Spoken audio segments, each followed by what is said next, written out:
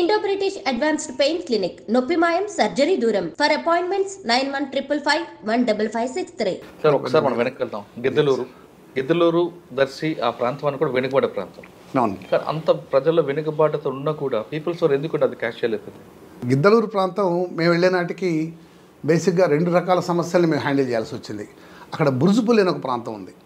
బురుజుపల్లిలో దాదాపు ఒక 6 నుంచి 7 హత్యలు జరిగాయి, ఫ్యాక్షన్ హత్యలు. అక్కడ రెడ్డీస్కిను యాదవ కమ్యూనిటీకి మధ్య ఒక ఫ్యాక్షన్ ఉండేది. వాళ్ళు పండించిన పంటకి కొంత ట్యాక్స్ కట్టమని రెడ్డీస్ డిమాండ్ చేయడంతో యాదవులకి రెడ్డీస్కి మధ్య ఫ్యాక్షన్ స్టార్ట్ అయింది. ఆ ఫ్యాక్షన్లో వాళ్ళకు 6-7 హత్యలు జరిగాయి. దాన్ని కంట్రోల్ చేయడం మాకు ఒకవైపు అయితే, అప్పుడప్పుడే ఎమర్జీ అవుతున్న పీపుల్స్ వార్ని కంట్రోల్ చేయడం ఒకవైపు అయింది. ఇందాక నేను మళ్ళీ చెప్పినట్టు పీపుల్స్ వార్ గ్రూప్ ఇది మాటిమాటికి మనం చెప్పుకోకూడదు.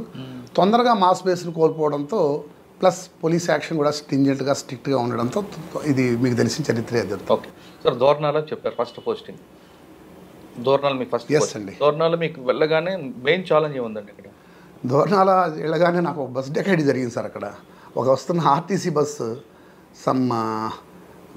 ఆత్మకూరు ఘాట్ ఉంటుంది అక్కడ. అంతకుముందు మీకు చెప్పినట్టు ఇదంతా కన్వెన్షనల్ పోలీసింగ్ ఉండేది ప్రకాశం జిల్లాలో. 98 దాకా, 98 నుంచి 2010 దాకా ఒక పోలీసింగ్. దానికి ముందు మళ్ళీ 2010 తర్వాత కన్వెన్షనల్ పోలీసింగ్, దొంగలు పట్టుకోవడం ఇవన్నీ జరిగాయి. ఒక బస్ డెకాయిటీ జరిగింది. ఆ బస్ డెకాయిటీలో ఒక 4-5 బస్సు ఎక్కి వెళ్తున్న బస్సును ఆపి డ్రైవర్ ప్లేస్లో వీడు కూర్చొని డ్రైవ్ చేస్తూ ఆన్గోయింగ్ దోపిడీ చేసి కొన్ని చోట్ల ప్రయాణికుల దగ్గర నగలన్నీ తీసుకుని వెళ్ళిపోయారు. నాగేంద్ర కుమార్ డిఎస్పీ గారు సీన్ ఆఫ్ అఫెన్స్కి వచ్చి ఇంత ఘాట్ రోడ్లో వాడు చక్కగా నడిపాడు ఈ డ్రైవర్, ఖచ్చితంగా ఆర్టీసీ వాడు అయి ఉంటాడు, అదర్వైజ్ ఈ ఏరియాలో నడిపిన లారీ డ్రైవర్ అయి ఉంటాడు, మీరు ఆర్టీసీ డిపార్ట్మెంట్లో బ్యాడ్ ఫెలోస్ని చెక్ చేయండి అని చెప్పారు. చూడండి అంత అద్భుతమైన ఆలోచన విధానం. ఆయన ఐజీ చేసి రిటైర్డ్ అయ్యారు నాగేంద్ర కుమార్ గారు, మీకు ఐడియా ఉంటుంది. ఆయన అడిగారు ఒక్కొక్క ప్రయాణికుడిని, అతను ఏమన్నారు తడబడుతూ నడిపాడా ప్రొఫెషనల్గా నడిపాడా దాని మీద ఆలోచించారు. నెక్స్ట్ ఇమీడియట్గా మేము ఆత్మకూరు డిపోకి వెళ్ళి సస్పెండ్ అయిన ఆర్టీసీ డ్రైవర్స్ వాళ్ళ జీవన విధానం పరిశీలించినప్పుడు ఒకటి దొరికిపోయాడు. ఆయన తీసుకొని వస్తే వాడికి యాంగేజ్ చేసింది. జస్ట్ ఇది ఒక వారం రోజుల్లో డిటెక్ట్ చేసాం కేసుని. అంటే ఆఫీసర్ యొక్క ఆలోచన ఉంది. అవునండి, అదృష్టవశాత్తు ప్రకాశం జిల్లాలో చేసిన ప్రతి పోలీస్ ఆఫీసర్ మాకు పీపుల్స్ వార్ గ్రూప్ ప్రాబ్లం తగ్గిన తర్వాత కూడా అద్భుతమైన ఆఫీసర్లు చేశారు. సత్యేష్ బాబు సార్ ఉన్నారు, ఆయన చాలా మంచి ఆఫీసర్. ఇప్పుడున్న మేడం గారు ఉన్నారు, సిద్ధార్థ్ కౌశల్ గారు ఉన్నారు. వీళ్ళందరూ మా చెప్పాను మీకు, వాళ్ళ ఫస్ట్ పోస్టింగ్ మా దగ్గర కావడంతో వాళ్ళు చాలా ట్రాన్స్పరెంట్గాను చాలా అద్భుతంగాను పనిచేసే అవకాశం వాళ్ళకి వచ్చింది. దోర్నాల్లో కేసు అయిన తర్వాత నెక్స్ట్ పోస్టింగ్ ఎక్కడండి? నెక్స్ట్ నేను మార్టూరు వెళ్ళానండి. అది మార్టూరు పెద్దగా ఒకసారి ఇలాంటి వాతావరణానికి అలవాటు పడిన తర్వాత అటవీ ప్రాంత వాతావరణం, మార్టూరు ప్లెయిన్ ఏరియా, నాకు పెద్దగా పని ఉండేది కాదు. వెంటనే అక్కడ కొంతకాలం చేయగానే గిద్దలూరులో ఇందాక చెప్పిన గుర్రాల వెంకట సుబ్బయ్య ఇల్లు బ్లాస్ట్ చేసి అతన్ని చంపడానికి ప్రయత్నించడంతో కుమార్ రషీద్, ఆయన చాలా మంచి పోలీస్ ఆఫీసర్, ఆయన టైంలో చాలా మంచి వర్క్ జరిగింది. ఆయన నన్ను గిద్దలూరు వెళ్ళమని జరిగింది. నేను ఇమీడియట్గా గిద్దలూరు జాయిన్ అని అప్పటి నుంచి నేను దాదాపు ఎక్కువ కాలం మార్కాపురం సబ్ డివిజన్లోనే ఉండిపోవడం జరిగింది. గిద్దలూరులో మేము ఇందాక మీరు చెప్పినట్టు 2 హ్యాండిల్ చేసాం. ఓ పక్క ఫ్యాక్షనిజం ఎట్ బురుజుపల్లి, దాదాపు ఒక 50 నుంచి 60 తుపాకులు సీజ్ చేసాం వాళ్ళ దగ్గర. వాళ్ళందరినీ అరెస్ట్ చేసాం. ఎక్కడి నుంచి వచ్చిందంటే వాళ్ళకి అంత వెపన్? రాయలసీమ కల్చర్ అండి. రాయలసీమలో నాటు తుపాకులు అప్పట్లో ముఠాలు ఉండేవి కదా, ఫ్యాక్సిస్టులు వెనకాల నాటు తుపాకులు పట్టుకొని తిరిగే ముఠాలు ఉండేవి, అప్పుడు కూడా ఉండేవి. అక్కడి నుంచి తెచ్చుకునేవాళ్ళు, బాంబులు అవన్నీ తెచ్చుకునేవాళ్ళు. ఆ ఫ్యాక్షన్ దాదాపు 2.5 సంవత్సరం సాగింది గిద్దలూరులో. మార్కాపురం సబ్ డివిజన్ వైటినాయుడు సిఐ గారు ఉండేవారు. ఆయన మేమందరం కలిసి దాన్ని, ఆ ఫ్యాక్షనిజాన్ని త్వరలోనే రిమూవ్ చేసేసాం. దాదాపు 6 నెలల ప్రాంతంలో అందరిని అరెస్ట్ చేసాం, సీజ్ చేసేసాం. విశ్వజిత్ గారు బాగా ఎంకరేజ్ చేసేవారు. ఫ్యాక్షన్స్ ఆపారు. ఇంకోటి మీరు డెకాయిట్లు కూడా ఉన్నాయి కదా అక్కడ మార్కాపురం? అవునండి, అక్కడ ఆ డెకాయిట్లు పీపుల్స్ వార్ ప్రవేశించిన తర్వాత అది బాగాయి. ఫారెస్ట్లో నక్సలైట్లు ఉన్న తర్వాత చాలా తగ్గుతాయి. స్మగ్లింగ్ కొంత తగ్గింది, take smuggling, red would sanders smuggling తగ్గింది. ఆ డెకాయిట్లు కూడా ఆగిపోయాయి కొద్దిగా. సార్ నల్లమల్లిలోకి మెటీరియల్ మనం తీసుకోవడానికి టెక్ మధు లాంటి వాళ్ళు మార్కాపురం, గిద్దలూరు, దర్శి ఈ పార్టీని ఎంచుకున్నారు. చాలాసార్లు ఇక్కడే నుంచి ఈ రూట్లో తీసుకెళ్తున్నప్పుడు పోలీసులు పట్టుకున్న వాళ్ళ మీద ఎక్కువ ఫోకస్ చేయకపోవడం వల్లే మెటీరియల్ అక్కడికి వెళ్ళింది అనే ఒక వార్త ఉంది. వాస్తవం అంటారు అది? మా వాళ్ళు ఈ మెటీరియల్ పట్టుకోవడంలో అద్భుతమైన పని చేశారండి. అకేశ్వరరావు అని ఒక సబ్ ఇన్స్పెక్టర్, ఇప్పుడు ఆయనకి యాక్సిడెంట్ అయ్యి హెల్త్ బాగాలేదు, ఎక్కడ బయట ఉన్నారు. ఆయన నాకు తెలిసి ఎస్ఆర్ఎంటీ ట్రాన్స్పోర్ట్లో వచ్చిన రాకెట్ లాంచర్స్, దాదాపు 200 రాకెట్ లాంచర్స్, రంగనాథ్ గారని ఒక గొప్ప ఆఫీసర్ ఉండేవారు మాకు. ఇప్పుడు ఆయన కమిషనర్, అడిషనల్ కమిషనర్ చేస్తున్నారు. రంగనాథ్ గారు యాక్చువల్లీ రంగనాథ్ గారు బాలసుబ్రహ్మణ్యం గారికి ముందు తర్వాత అలాగే చెప్పుకోవచ్చు. రంగనాథ్ గారు మార్కాపూర్ ఓఎస్డీగా ఉన్నప్పుడు అద్భుతమైన ఇన్పుట్స్ వచ్చేవి ఆయనకి. ఆయన మాకు రావడం కాకుండా ఆయనకు వచ్చేవి. ఆయన అఖిలేశ్వరరావు చేత మంచి వర్క్ చేయించాడు. ఎస్ఆర్ఎంటీలో దాదాపు 200 రాకెట్ లాంచర్లు పట్టుకున్నాం. అట్లానే వాళ్ళ యూనిఫామ్స్, వాళ్ళ మిగిలిన మెటీరియల్ అంతా ఎర్రగొండపాలెంలో ఒక ట్రాన్స్పోర్ట్ కంపెనీలో పట్టుకోవడం జరిగింది. ఆ వర్క్ కూడా జరిగిందండి. మీరు చెప్పినట్టు మొదట కొంత 95కు ముందు కొద్దిగా స్తబ్దత ఉండేది. 96, 97 తర్వాత పోలీసులు they took back the fight in to jungles. మన వాళ్ళు కూడా రంగనాథ్ గారికి ముందు, రంగనాథ్ గారి తర్వాత చెప్పండి ఒకసారి. నేను చెప్పేది దళ చర్యలతో పాటు పోలీస్ యాక్షన్ కూడా చాలా స్విఫ్ట్గా ఉంది రంగనాథ్ సార్ వాళ్ళ టైంలో. అంతకుముందు కొద్దిగా స్తబ్దత ఉన్నమాట వాస్తవం, ఎందుకంటే దళ చర్యలు కూడా పెద్ద లేవు. అప్పుడు ఎస్పీ బాలసుబ్రహ్మణ్యం గారు. అవునండి, బాలసుబ్రహ్మణ్యం గారు ఎస్పీ, రంగనాథ్ గారు ఓఎస్డీ. అంటే అప్పుడు బాగా మూమెంట్ ఎక్కువ ఉండేది. అవునండి, ఆ టైంలో వాళ్ళ మూమెంట్ ఉంది. మన వాళ్ళు కూడా మన స్పెషల్ పార్టీస్ ఈ మెనెస్ ఎండ్ కావడానికి, ఇది అంతరించడానికో లేదా ఒక చెక్ పెట్టడానికి లేదా ఆగిపోవడానికి అందరూ కారణమండి. మా స్పెషల్ పార్టీ కానిస్టేబుల్ అదే టైంలో బ్యాంక్ రాబరీ జరుగుతుంది, కార్లో వస్తుంటారు. ఒకసారి ఆ కేసు చెప్పండి.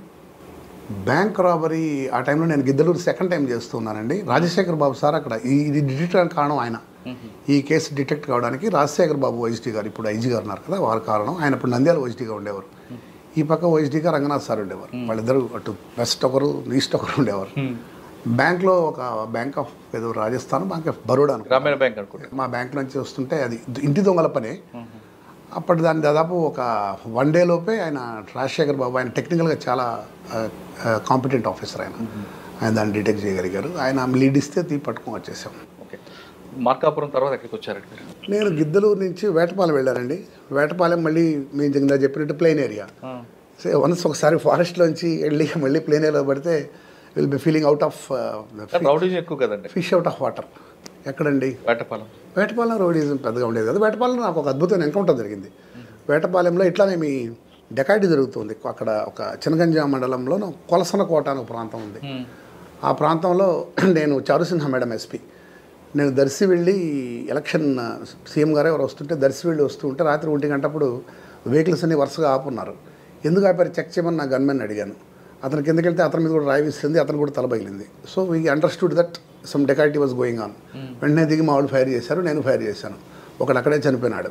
సమ్ బిడ్జు నాయక్ అనే పేరు అతనిది, గిద్దలూరు ప్రాంతం వాడే అతను. అక్కడ చనిపోయాడు. దాంతో అక్కడ అప్పటిదాకా జరిగిన డెకాయిట్స్ అన్నీ ఆగిపోయి. వేటపాలెంలో రౌడీజం పెద్దగా లేదండి. వేటపాలెం ప్లెయిన్ ఏరియానే బాగానే ఉంటుంది. చిన్న చిన్న ఇల్లీగల్ యాక్టివిటీస్ జరుగుతాయి. వేటపాలెంలో ఒక రైల్వే ట్రాక్. అవునండి, రైల్వే ట్రాక్ ద్వారా ఎప్పుడైనా నైట్ టైం వెహికల్స్ ఆగితే మీరు చెప్తున్నట్లుగా డెకాయిట్లు ఒక స్థాయిలో జరిగేది. దాని మీద ఇప్పుడు ఫోకస్ చేశారు. అంటే నాయక్ ఎన్కౌంటర్ ముందు, నాయక్ ఎన్కౌంటర్ తర్వాత ఎలాగుండేదా వేటపాలెం రైల్వే ట్రాక్?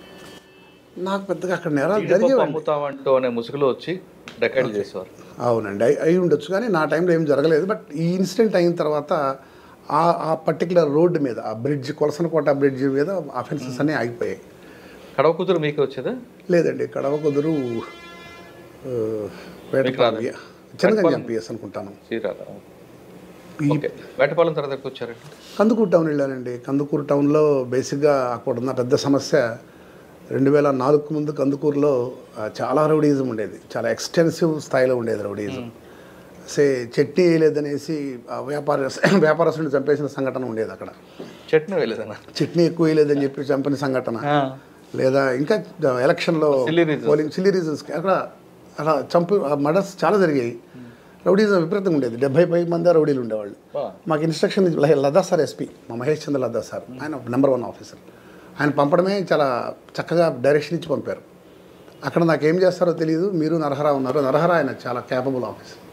మీరు ఏం చేస్తారో తెలియదు, నాకు అక్కడ రౌడీజం ఎండ్ కావాలి, రౌడీజం చెక్ పెట్టాలి, మీకు ఎంత ఫోర్స్ కావాలో తీసుకోండి అని ఆయన ఇచ్చిన ఫ్రీ హ్యాండ్తో అదృష్టవశాత్తు అప్పుడు అక్కడ ఉన్న ఒక స్థానిక శాసనసభ్యుడు కొత్తగా సెలెక్ట్ అయిన ఆయన మహేందర్ రెడ్డి గారు, వారు కూడా మీకు ఫ్రీ హ్యాండ్ ఇస్తాను చేసుకోండి అన్నారు. సో అక్కడ జనరల్గా అంటే నా ఉద్దేశంలో రౌడీజం 2 రకాలుగా ఉంటుంది. ఒకటి చిన్నప్పటి నుంచి అనేక కష్టాలు పడుతూ లేదంటే మొట్టికాయలు తింటూ జీవితంతో అనేక వాస్తవ పరిస్థితులు ఎదుర్కొని వచ్చినవాడు రౌడీగా ఉంటాడు, వాడు మారడు. ఎందుకంటే అతనికి ఆ రౌడీజంలో ఉన్న ఆ హ్యాపీనెస్ని అతను కంటిన్యూగా ఎంజాయ్ చేస్తూనే ఉంటాడు. రెండో రకం రౌడీజం ఆధిపత్య భావజాలం వల్ల వస్తుంది. ఒక ప్రాంతం వాడినందువల్ల, ఒక వర్గం వాడినందువల్ల, లేదా ఒక గ్రూప్ వాడినందువల్ల. కందుకూరులో అలాంటిదండి. వాళ్ళని పెద్ద బెండ్ చేయడానికి పెద్ద కష్టపడనక్కర్లేదు. పోలీస్ స్టేషన్ తీసుకొచ్చి కౌన్సిలింగ్ ఇస్తేనో, వాళ్ళ ఇంట్లో వాళ్ళ ముందు గట్టిగా అతన్ని మందలిస్తేనో, లేదా 2 దెబ్బలు వేస్తేనో వాళ్ళు మారిపోయారు రౌడీలు. కానీ శ్రీరామ్ గారు పబ్లిక్లో కొట్టడం ఎక్కువగా చేసేవారని, సోషల్ పనిష్మెంట్ ఎక్కువ ఇచ్చేవారని కందుకూరు చెప్తుంటారు. అదే సార్, ఆ కాలంలో అలా ఉన్నింది. అది ఒకటే రౌడీజం కంటిన్యూ. అది ఇప్పటికీ మా అక్కడ లోకల్ ప్రజలందరూ అంటారండి, మీ కాంబినేషన్లోనే నరహర గారు మీరు చేసిన కాంబినేషన్ మేము హ్యాపీగా ఉన్నాం. ఇన్ఫాక్ట్ 9 గంటలకు లైట్లు ఆపేసి అందరూ వాయిస్ చేసి ఇంటికి వెళ్ళిపోయేవాళ్ళు. అక్కడ 9 o'clock లైట్ నైట్ తిరగకూడదు కదా. అవును, నైట్ తిరగకూడదట. 9 o'clock మేము వెళ్ళిన తర్వాతే ఇన్ఫాక్ట్ నరహరి గారు మాకు ఇచ్చిన అద్భుతమైన దాన్ని ఏమంటారండి, ఆయన సపోర్ట్ చేశారు. సరే, మీకు ఆ ప్రాంతంలో రౌడీలో ట్రబుల్ షూటర్ ఎవరు? నాకు అక్కడ పేర్లు గుర్తులేవండి. నాకు యాక్చువల్గా పేర్లు గుర్తులేవు. దాదాపు 2004 ప్రాంతం అది. కొంతమంది చనిపోయారు, కొంతమంది కోటేశ్వరరావు అని ఎవరో ఉండేవారు, నాకు గుర్తులేదు. కానీ అందరూ మారిపోయారు. ఇప్పుడు వాళ్ళు చదువుకుంటున్నారు, వాళ్ళ పిల్లలు బాగా చదివించారు, ఇప్పుడు బాగానే ఉన్నారండి వాళ్ళందరూ. నేను మళ్ళీ మనం అక్కడ ఇన్స్పెక్టర్గా చేశాను 1.5 year. మళ్ళీ వెళ్ళేటప్పటికి పరిస్థితులు అన్నీ మారిపోయాయి.